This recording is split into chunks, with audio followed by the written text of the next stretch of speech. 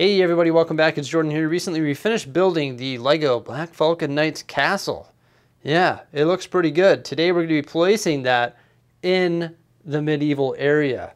But before we do that, we've got a bunch of work that we need to do here underneath the Lego city. We've got to move all of this medieval stuff.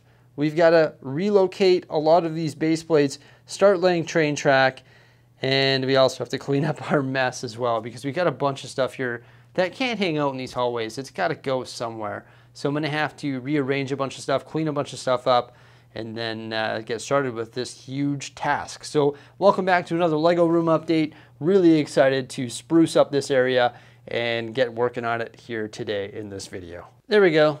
That mess is all cleaned up. And you know what? It was actually fairly easy to do. However, I was forced to do something that I really didn't want to do, and that's move all of our Lego that needs to be sorted under here. It's in these bins. Yeah, and there's just bins sort of outlining this entire platform. I've rearranged all the base plates now. So that'll probably stay green there once we move the medieval stuff, but now we have gray running all the way from back here where I put my train shed temporarily all the way over there to the other green section. So that's fantastic because I actually think that that is going to be our train yard, and then our other green section is going to be something different with the trains running through it. This is where the medieval area is going to go. You can see I've done one row of water base plates and one row of sand base plates, and we're going to have some sort of water running through it eventually, leading to this here, or just running through it and off the edge of the table. Don't know yet. My next task is going to be moving all of this medieval stuff there. Do have sort of an awkward white space on the end over there, but I should be able to blend that with Lego, of course. And I'm really excited about moving all of this stuff here and getting some track laid. Let's go ahead and place the new castle and move all of that other medieval stuff. And as you can see, I actually cleaned up my studio. Cleaned it all up. So now we're looking pretty fresh. I love doing that midday, just like cleaning everything up. Be like, all right, we've got a clean slate here, clear mind. Let's move forward to the next task. With all that stuff moved over here, it is now time to start laying all of this train track.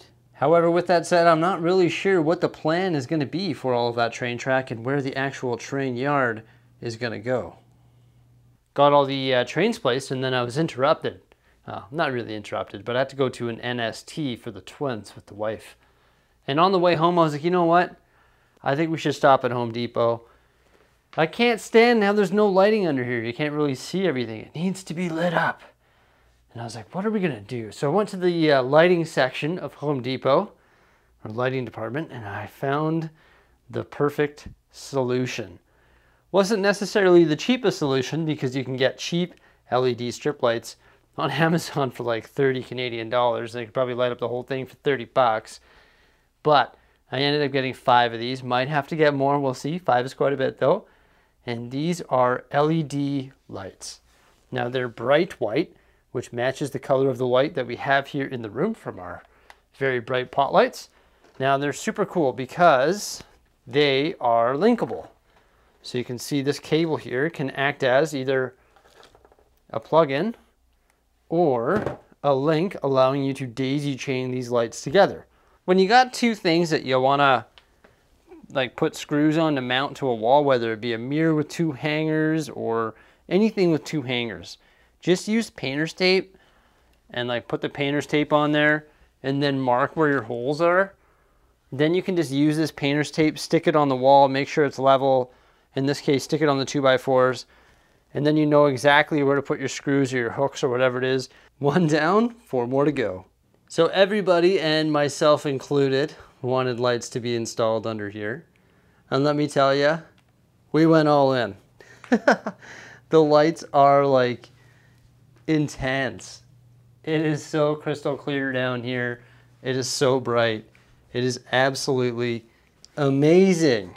You can see everything.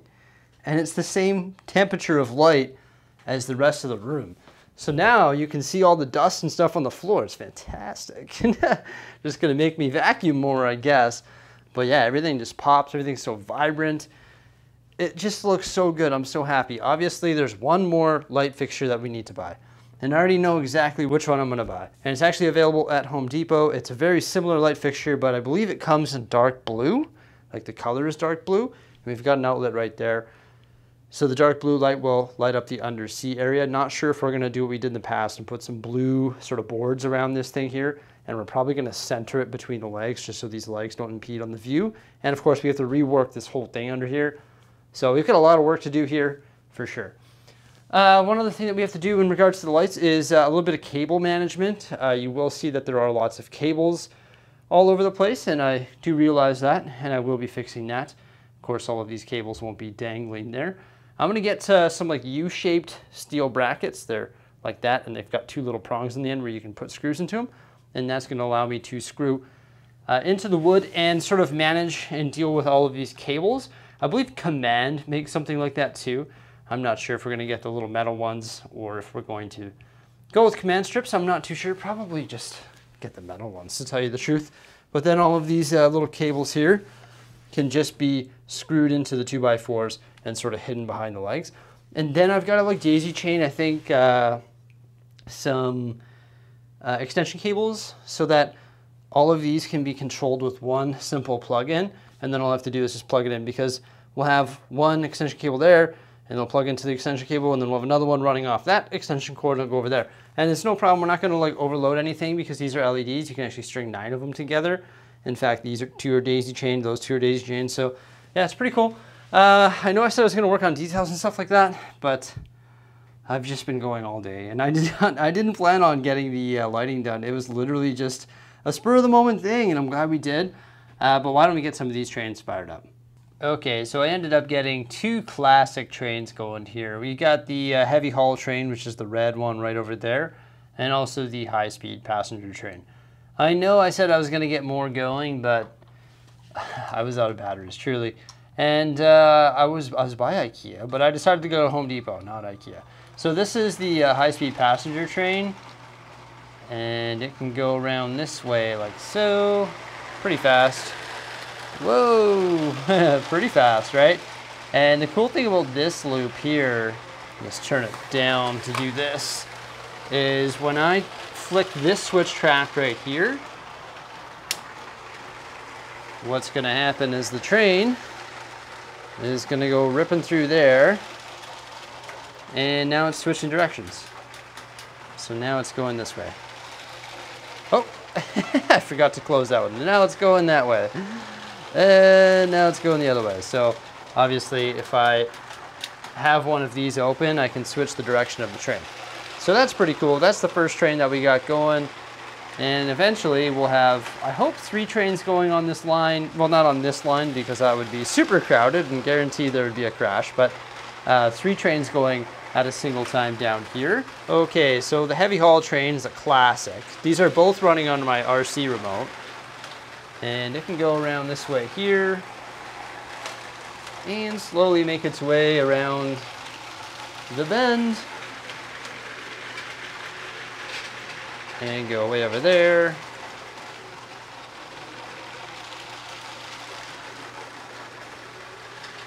And then come back around toward us.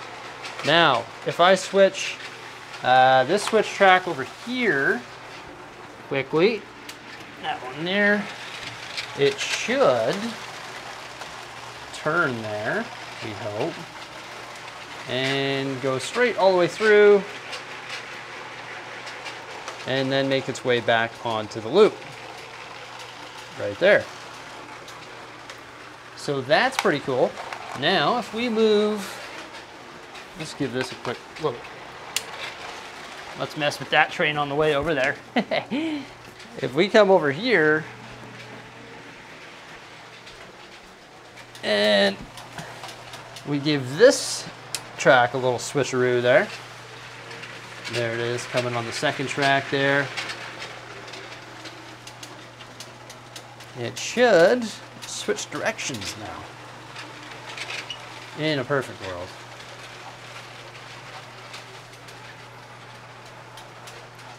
And, oh, it got stuck. You can do it. Oh, I'm turning it up. I'm turning it up. Oh, there it goes. Okay, don't derail on me. Okay, there might be a few too many switches for the train to handle there, but now it's going the other direction. It made it on its own. I'm pretty proud of it. The little train that could, right? But this track is big enough that I should be able to operate 2 trains on it at one time, like this outer loop here. And now you can see it's going around this way. So that's pretty cool. Now I also can go over there and flick that one, and that will reroute the train through here, which is pretty neat. And then obviously we can flick that one there and that one there if we wanted to send them to like the overhead crane and stuff. The overhead crane's still not built. I got to repair that and figure out what I'm going to do with all the details.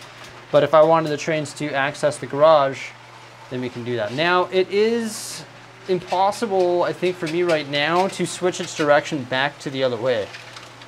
I don't think there is a switch track that's going to allow us to do that. Because you can see how much space it takes to have a multi-directional train if you want it to go both ways. Like the high-speed passenger train can take either one of those switch tracks to reroute the other direction. Pretty cool though, hey, there we go. We've got 2 trains fired up, and we'll have more fired up relatively soon. And I'm really excited about it. Maybe eventually this will become a winter village scene here. But yeah, pretty cool train system with lots of switches and stuff. I do plan on adding like detail, like bushes and trees and grass and overhead cranes and more train stuff here. And obviously minifigures as well, so we'll be adding more detail to this area relatively soon. But I'm glad that we got the lights installed, and glad that we got the medieval stuff moved, my mess cleaned up, and just everything sort of basically laid out down here so that we can continue doing more stuff as we move forward. Pretty fun, just one day at a time. Everybody, that's really about it for today. Just wanted to share our experience here as we further develop our under table scenes here, specifically with trains and lights, and moving the medieval stuff, and placing that new medieval castle as well. We did quite a bit today, didn't we? Thank you so much for popping on by. Remember to like, subscribe, and stay tuned for some more great stuff, and have yourselves a fantastic day. Oh. Here we go. One last train shot. Oh, it derailed in the perfect nick of time. Oh no! Oh no! It's gonna run into it. Oh, tragedy. Tragedy at the end of the video. I'm glad I kept it rolling. Farewell, everyone. Bye-bye.